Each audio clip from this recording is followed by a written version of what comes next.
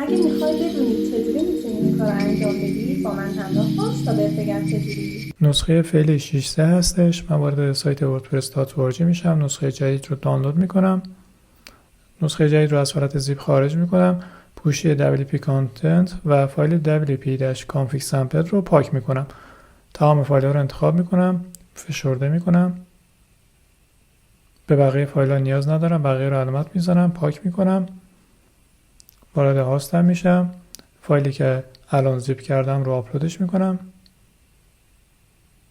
خب آپلودش تموم شد. وارد هاستم میشم و میبینم اینجا فایلم آپلود شده. حالا همه فایل ها رو انتخاب میکنم به جز فایل زیپ، WP Content، htaccess و WP-config. بقیه رو پاک میکنم.